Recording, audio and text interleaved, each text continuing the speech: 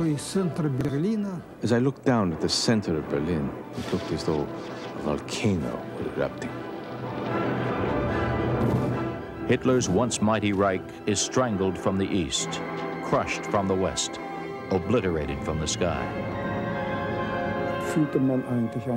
One felt a hideous sense of inferiority and desperation.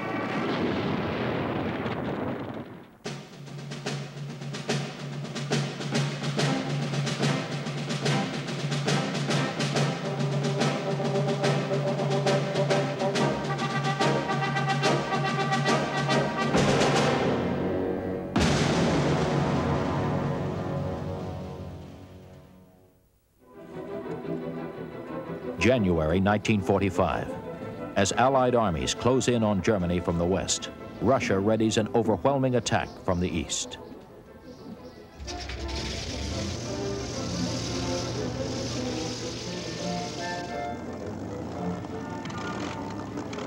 More than 2 million men, 7,000 tanks, and 5,000 planes mass for the knockout blow against the battered armies of the Third Reich. While the Red Air Force gains strength, the Luftwaffe is desperate for pilots, planes, fuel. Adolf Galland senses impending disaster. The Russians were able to build a mighty air force. They were able to maintain a strong air force. They were able to rearm in an area outside the reach of the German Luftwaffe. And they had no shortage of fuel. Luftwaffe aces, once supremely confident, see their ranks decimated. Frederick Oeblisser, Luftwaffe. We were so low on fuel that we positioned our planes for takeoff by having them pulled by oxen in order to save fuel. This meant that each mission had to be successful. Only the most experienced pilots were used for difficult missions, but then the experienced pilots also suffered greater casualties. From Leningrad to the Crimea, Soviet forces advance. The Red Air Force, reinforced with Air Cobras from America and powerful new Yak fighters, fills the sky with fire. We were able now to lend air support to our troops on the battlefield. Fedor Archipenko, Red Air Force. Domination in air power at that time then fully shifted toward the side of the Soviet Union. Air superiority was now completely ours. The Luftwaffe is forced to ration its remaining strength. Heinz Marquardt, Luftwaffe. At the end of the war, the sorties became tougher from week to week due to the superiority of the enemy at that time. The pressure on us increased because our numbers decreased steadily, and we received neither replacement aircraft nor replacement pilots. The Luftwaffe pilots desperately try to stem the Russian advance toward the Polish border. Considering the distances we had to cover, we were like a fire brigade, putting out fires. This meant being transferred every 3 to 4 days. We had tremendous logistical problems, so on a daily basis, we had to perform our missions and already think about the next airfield we were going to use.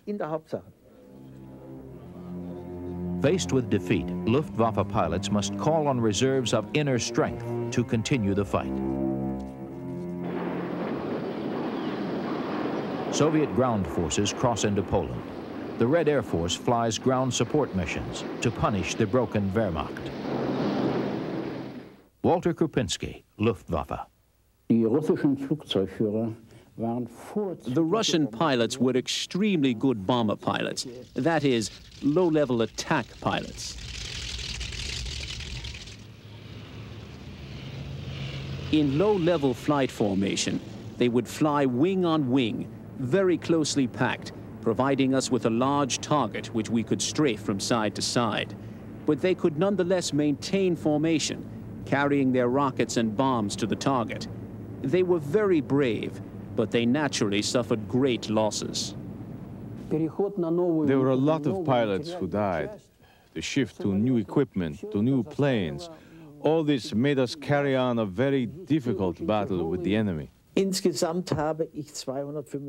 I have a total of 275 recognized victories, of which the majority were in the East. Am I proud of any special victory? I don't know this expression, proud. Naturally, every victory increased the sense of self-worth of every fighter pilot.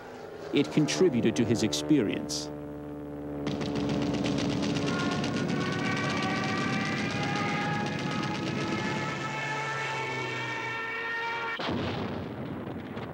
But one can't really talk of pride, because when you see what's left of your opponent on the ground, I think any emotion that there is would probably exclude the feeling of pride.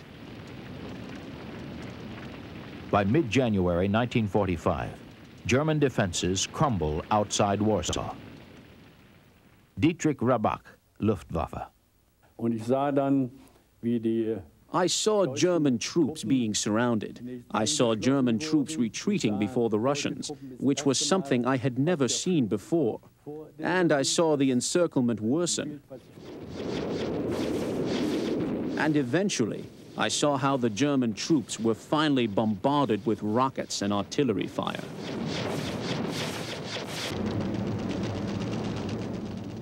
Spring 1945. It is clear that the Russians cannot be stopped. As the Red Army advances from the east, Allied forces on the Western Front roll through German cities, blasted to rubble by incessant aerial bombardment. The Luftwaffe is Hitler's last hope for survival.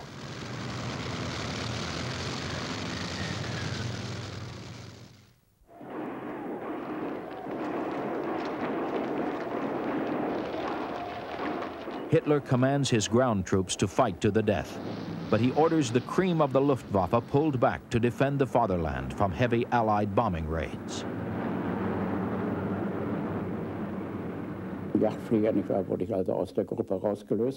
We were taken out of our unit in Russia. I was brought to Germany. My mission was to combat the enemy escort fighters, not the bombers.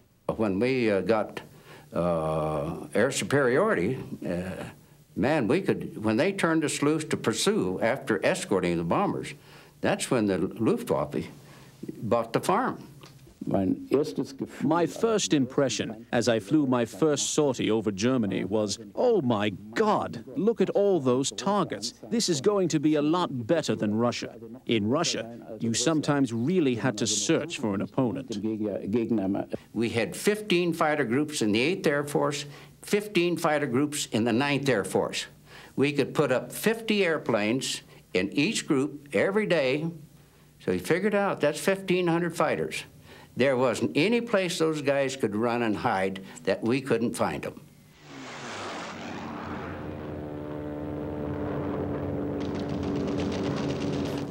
In my first sortie, I shot down 2 Mustangs.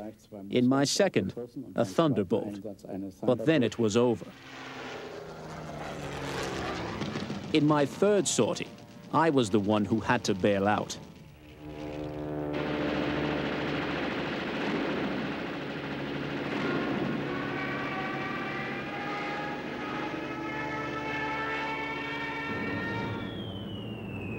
The noose tightens. The Red Army grinds toward Berlin. Allied forces pour across the Rhine. For the Third Reich, it is the countdown to doomsday. Hitler issues insane commands to phantom armies from his bunker in Berlin, and still the Luftwaffe fights. At the end of the war, the High Command gave orders which must have been issued by non-flyers. They expected one to accomplish the impossible, which we couldn't follow. For instance, a mission without the possibility of return. You wouldn't have had enough fuel to return to the German side of the front. Those orders were luckily refused by the squadron command. The Luftwaffe sends up hastily trained young pilots. They face seasoned veterans of the Battle of Britain. Brian Kingham, RAF. The German fighter pilots were getting shot down like flies, and most of them done about 10 hours flying. So for the last few months of the war, the opposition really melted away. With the exception of one or two old hands, there were a bunch of semi-trained young men being killed. Luftwaffe aces refused to quit, even in the face of chaos. We were a group of 6 fighters escorting the Dora 9. On our return leg, as those fighter bombers were about to land, they were attacked by enemy planes. I sent out 4 of my escorts to defend the airfield. The enemy didn't see us coming. They continued to fly in a very calm and relaxed manner. We also had the sun behind us. I gave the order to attack the enemy fighters simultaneously, and we attacked. 2 of them went up in flames right away, and 3 of them somersaulted around in the air after they were hit. The other fighters, who didn't even expect this, all of them dove down. Immediately, they went into a dive and left the bombers without protection, without any cover. My wingman and I attacked the enemy planes from underneath and came under fire. I was shot down, but I was able to save myself by bailing out. I celebrate that day as my birthday. Seeing your hometown reduced to rubble was motivation enough for us to fight. So we had only one mission: protect the homeland and the troops in retreat. They had unbelievable losses.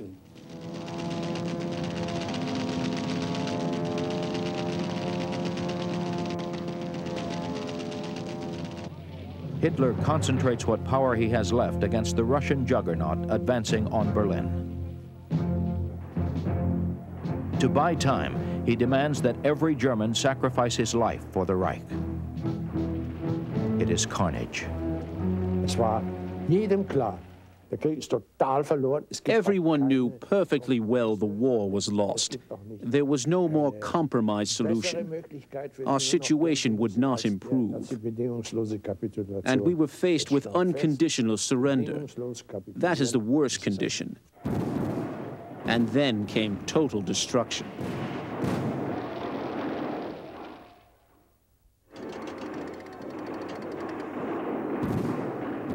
April 1945.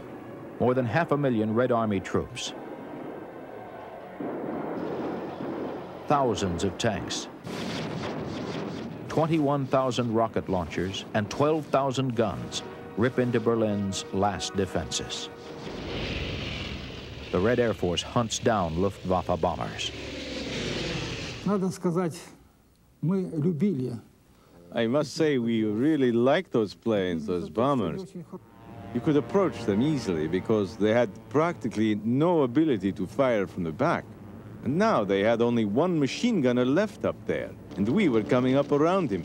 We let off a round of machine gun fire, and they started burning. One went up in flames. The second one went up in flames. The third, the fourth. We shot down more than half of the enemy planes and lost only 7 of our Soviet fighters. April 25th, 1945. Near the town of Torgau on the Elbe River, Soviet ground forces link up with American GIs. The mood is festive.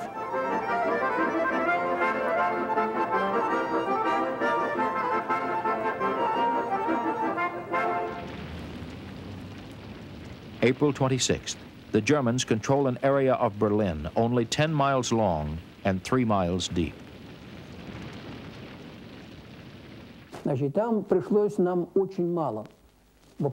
There we had very few flights because there was such a strong strike from the land forces, and it was so fast. As a result, we flew only 3 or 4 missions, light missions to escort our bombers, which were bombing Berlin.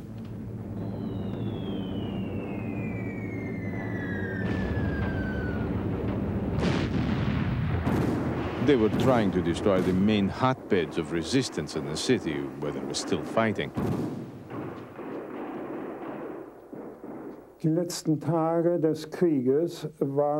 The end of the war was foreseeable, that it must end in our defeat and capitulation. It made me sad to see us losing the war, but it was inevitable. As the hour of surrender approaches, Luftwaffe aces destroy their planes on the ground. The most frustrating experience for me was when we blew up our machines in 1945. We had to bid farewell to a lifestyle and to our comrades. And of course, we didn't know what the results would be historically and otherwise. German soldiers and airmen surrendered to American and British forces to avoid capture by the Russians. Group Captain Johnny Johnson is playing soccer when a German bomber crew lands at his airfield to give themselves up. And I think they were quite astounded when they saw the group captain dressed up in a pair of football shorts and looking rather scruffy. And anyway, the chap eventually saluted me and said he was bombed up and would like a Spitfire escort. And then we could all go off together and attack the Russians to the east of Berlin. So we helped him on his way to the prison war camp. Erich Hartmann, with 352 kills and known as the Black Devil of the Eastern Front, has special reason to fear the advancing Russians. He surrenders to an American officer. The American gave his word of honor that no German would be handed over to the Russians. But in a few days, we were told that we were going to drive to Munich. We went south, and then suddenly we turned east and drove into a forest and arrived at a Russian outpost. So the whole column was stopped and handed over to the Russians. And this is how I wound up in Russian captivity. Hartmann is fated to spend 10 years in a Soviet prison. He is one of the lucky ones. He will return home alive. April 30th, 1945. Russian troops battle to the doorstep of the Reichstag.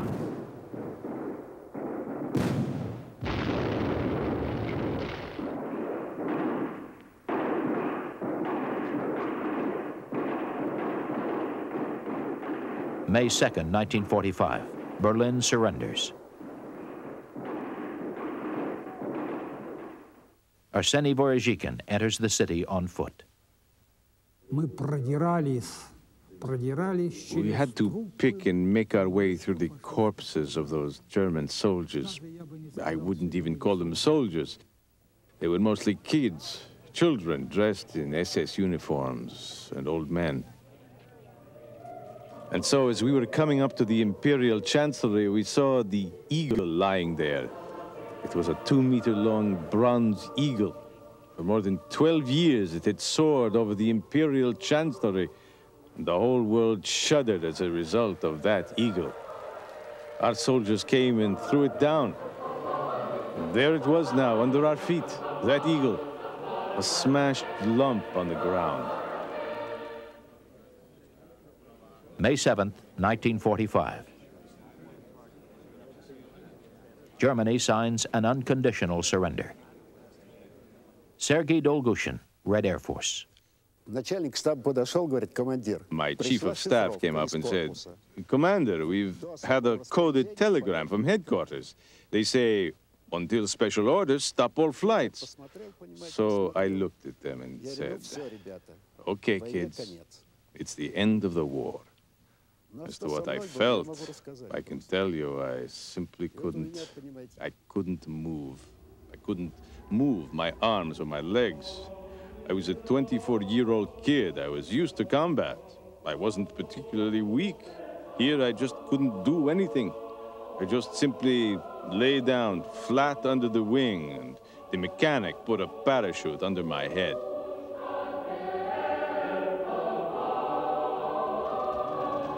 As I lay there, I saw a vision of the horrible battles from the 22nd of June when the war began.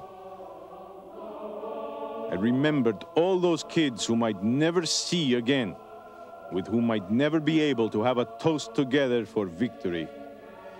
It all raced through my mind.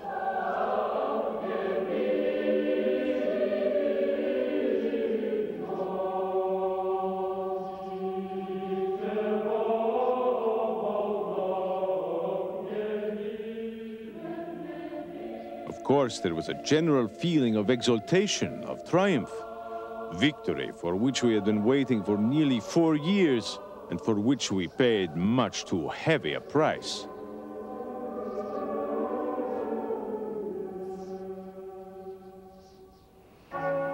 World War II is the costliest conflict in human history. In Germany, 4.5 million dead. 500,000 Britons dead. 300,000 Americans dead. 20 million Russians dead. More than 13 million civilians dead.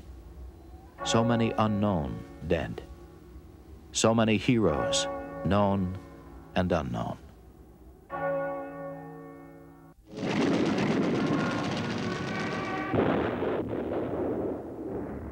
We were told if Japan was occupied, the Japanese people would be exterminated from the face of the earth. As Allied forces close in on their homeland, Japanese pilots will turn to a last desperate weapon, the suicide attack. And a kamikaze came through and hit the center LFP and sunk it. That was our first experience with the kamikaze, and it was rather frightening.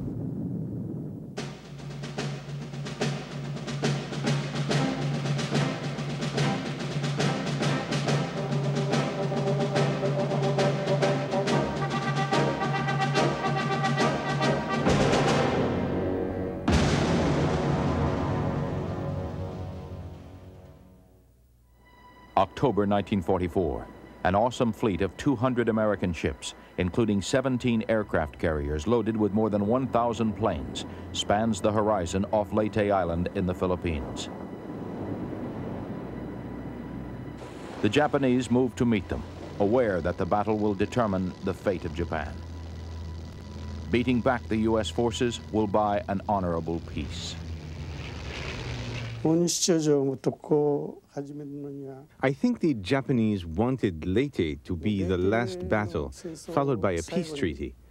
But before negotiating a treaty, the Japanese wanted to chase the Americans away from Leyte, so our bargaining position would improve. To achieve such a big victory, a small number of pilots was not enough, so Japan sent 3 squadrons. An invasion force hits the island. Ships and planes from U.S. Navy Task Force 38 support the landings.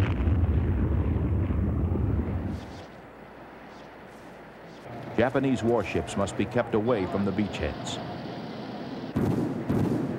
Japanese planes must be stopped from blasting the American troops. The stage is set for an epic battle. American scouts prowl the Pacific, searching for the Japanese task force. And all of a sudden, emergency flight quarters was sounded on the communication system, and I knew what had happened. We'd located the Japanese forces. So we manned the ready room and manned our airplanes, and we knew this was going to be a long one. The U.S. Navy's top ace, David McCampbell, plunges into the go-for-broke Battle of Leyte Gulf. And I looked around and I saw just my wingman and I up there. So then I called the ship and told them that we had about 40 fighters up here. Could they send some help? The word came back from the fighter director, says, we don't have anybody else to send you. So Roy and I went to work on them.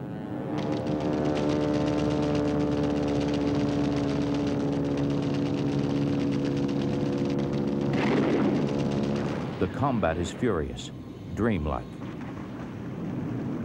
During the frenzy, McCampbell scores 9 kills. When he returns to his carrier, his gas tanks are sucking air. Only 6 rounds are left in his guns. McCampbell earns the Medal of Honor. The Japanese managed to maneuver a deadly fleet within range of Leyte. In the late afternoon, Butch Voris gets the order to attack, but the numbers don't add up. The enemy carriers are too far away to allow a margin of safe return. Right there you knew that probably half the planes could not return to their carrier, but we went ahead. And the sun had gone down, and we came upon them and we made our attacks.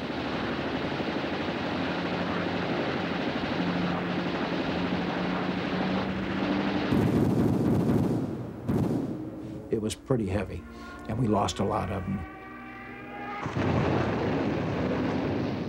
The attack is successful, but as the sun disappears, U.S. pilots fly into a nightmare. We know we haven't got enough fuel to get home. The torpedo planes are calling out, I'm out of fuel, I'm going in the water. And it was just a continuous thing like that all the way back. What's left of the air group limps home in darkness. U.S. carriers risk stalking Japanese submarines and try to help the fighters home by showing their lights. Voris follows the shreds of light and finds the deck. I got down. My wingman crashed into the barriers right behind me. From then on out, we were pushing airplanes over the side. They were landing in the water, parachuting out. And this went on until there were no more airplanes. They were all gone, or the few of us got down. We lost over half of our aircraft that night. The beachhead on Leyte is secured, but the battle for the air is wicked.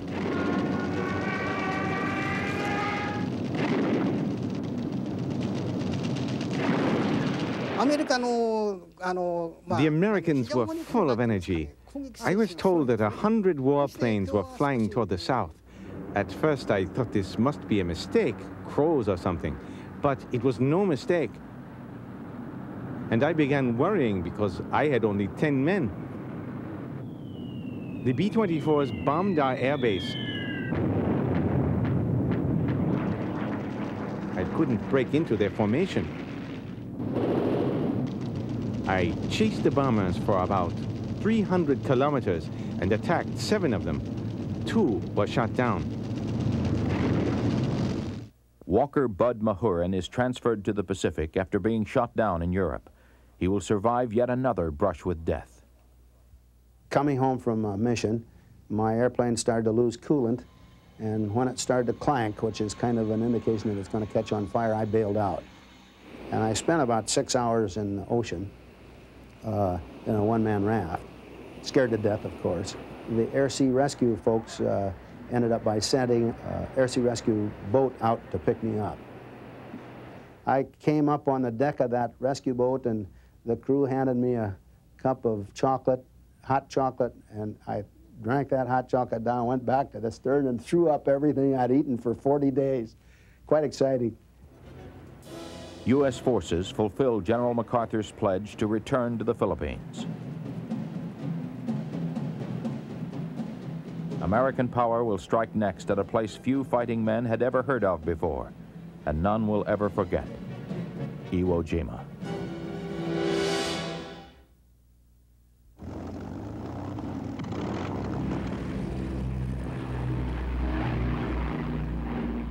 February 1945. Air and sea bombardment hammer Iwo Jima, only 750 miles from the heart of Tokyo. Iwo's strategic importance is its airstrip, used by the Japanese fighters to intercept American bombers on their way to Japan.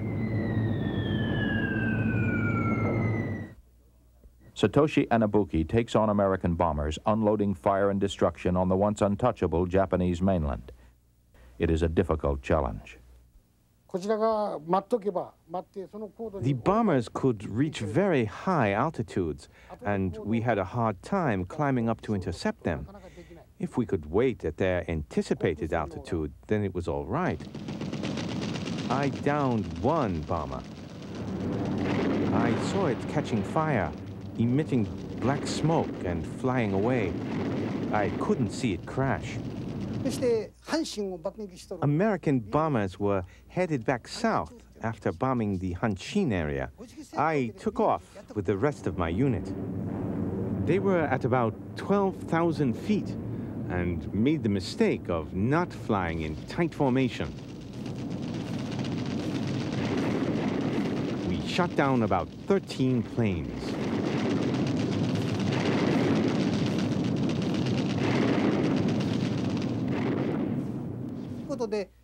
I achieved glories because the enemy was careless. To protect the heavy bombers, the Americans need Iwo's airstrip as a base for P-51 escort fighters. American Marines launch an amphibious assault against Iwo Jima. Japanese resistance is fierce. Outnumbered in the air, only a handful of Japanese pilots defend the island. Iyozo Fujita, Japanese Air Force. We had radar on Iwo in the beginning. We were warned the enemy is coming. We took off, but they were not coming at all. They tricked us. We were confused, so we landed. Then a lookout saw them coming, and we took off again. We flew low, line astern, but were cut off. In just 2 days, we were completely destroyed. The battle for Iwo Jima is the bloodiest in the history of the U.S. Marines. 6,000 will die on that desolate island. 17,000 are wounded. The Japanese lose more than 20,000 men. Only 1,000 are taken prisoner. Marine flamethrowers root out die-hard Japanese, burrowed deep inside caves. Marines seize Iwo's airfield. Now, crippled bombers returning to Tokyo can land on Iwo.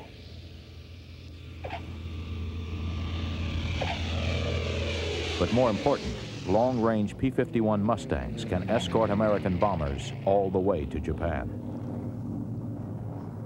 In the beginning, when the bombers came, our fighters could shoot some of them down. But later, when P-51s began escorting the bombers, we could do nothing. It became very difficult to defend the mainland. I knew that the rest of the war would be a great challenge. There is one more stepping stone to Japan, the fortress island of Okinawa. Allied warships mass offshore. The U.S. Navy had 3 carriers when the Pacific War began. Now there are 40. Easter Sunday, 1945. Marines and Army infantry land on Okinawa, seize the airstrip. The Japanese counterattack. In the air, they throw all their available fighters against the invasion fleet.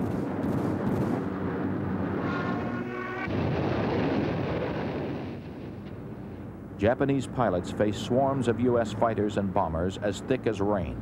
They are desperate for a new strategy. Over Leyte Gulf, the Japanese tested a terrible weapon. Suicide pilots ordered to crash their planes into American targets. Off Okinawa, these human bombs, the kamikazes, drop from the sky like fireballs.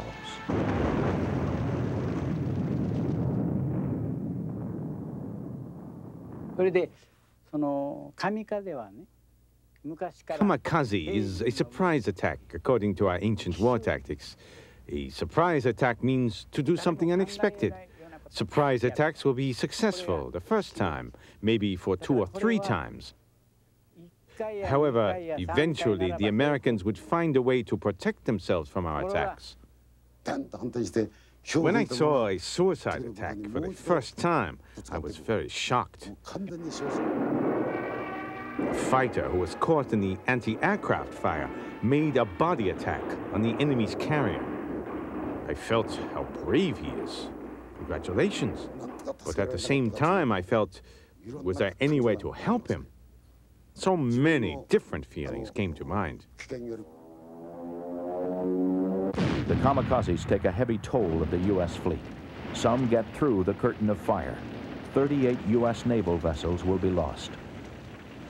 American pilots must find a way to defend against an adversary for whom death in battle is the supreme honor.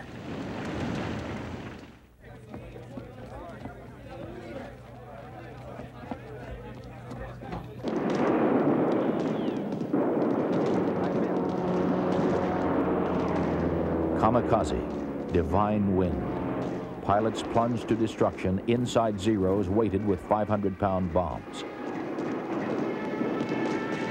They create carnage in the fleet off Okinawa's shores, dodging Hellcats and Corsairs on the way down.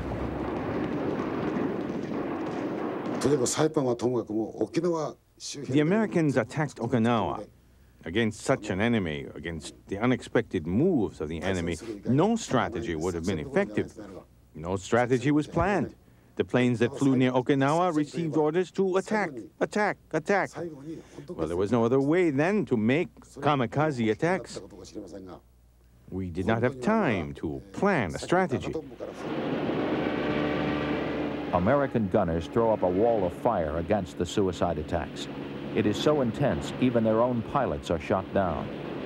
I bailed out off the island of Okinawa during that campaign. The United States Navy USS Beale shot me down while they were trying to fire at at a Japanese airplane. I hit the wrong airplane.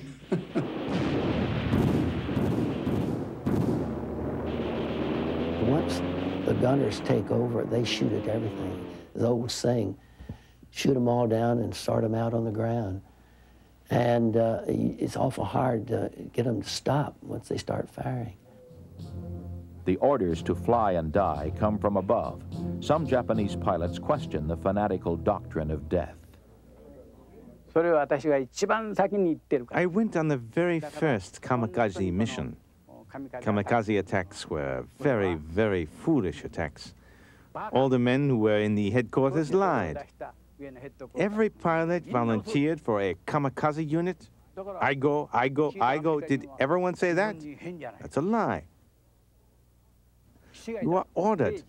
So-and-so numbers from that squadron. So-and-so numbers from this squadron. Only a fool would want to go for a sacrifice attack. The commanding officers told us, if you want to volunteer for the kamikaze unit, hand in a slip of paper with your name on it. If you don't want to volunteer, hand in a slip of paper with your name on it. In the climate of the Japanese military forces during the war, it was very difficult to say you didn't want to die. Americans who heard kamikaze stories think that the Japanese must be strange. They think we are crazy. We are not crazy. Both American pilots and Japanese pilots are the same human beings. We are there people who will volunteer to die. No one wants to die.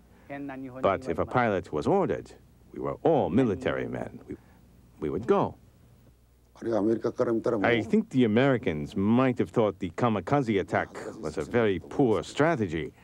And if the commanding office had had a better strategy, they would have used it. But in fact, there was no alternative. It was a dying struggle. Compared to the number of planes that made kamikaze attacks, the results were not very satisfactory. The losses were greater than the glories. I tried to lift up the young pilots' morale. I made songs, awarded them kill markers, but it was difficult to lift up the morale. If new planes had been built and the pilots trained to fly them, then they would have achieved victories and their confidence would have grown. But by the end of the war, I too felt so depressed. The battle for Okinawa ends on June 22, 1945. Casualties on both sides exceed 100,000. The island is a wasteland. Swarming kamikazes destroy 38 American warships, killing 5,000 sailors and airmen. Allied planners asked themselves, if it is like this on Okinawa, what will it be like when we invade Japan? After Okinawa's fall, only the Japanese mainland was left. No enemy ships were to be allowed to reach the mainland. That was an order. All the pilots were ordered to make sacrifice attacks. That was a strategy for winning battles on the mainland. Fight to the death, die on the coast. If a decisive battle actually happened, Japan would be a disaster.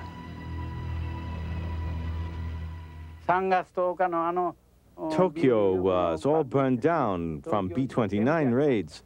If the emperor saw what happened to Tokyo, why didn't he demand to stop the war? When I faced the Americans' continuous raid on the mainland, I felt that Japan would not be able to win the war because we were pushed to the edge. Of course, I did not express my opinion. Even though I felt that there was no way to stop the enemy, we non-commissioned officers could not do anything. The only thing we could do was to continue fighting. It is clear Japan will not surrender. Invasion will mean an ocean of blood.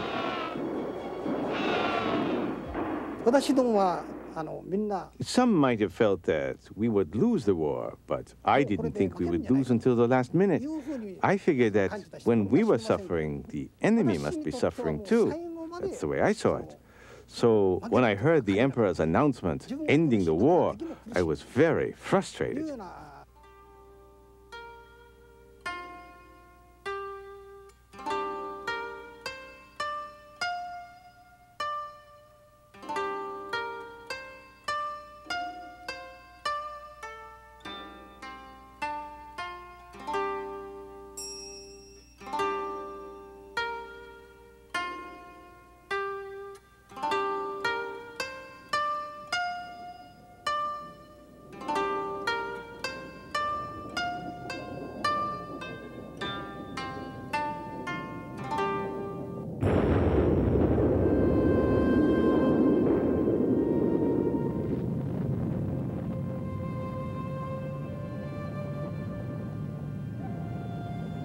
World War II ends as it began, in flames.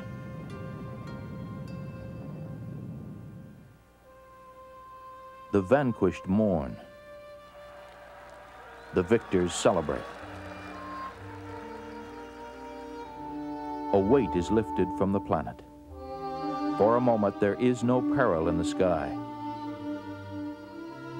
That moment will be all too brief.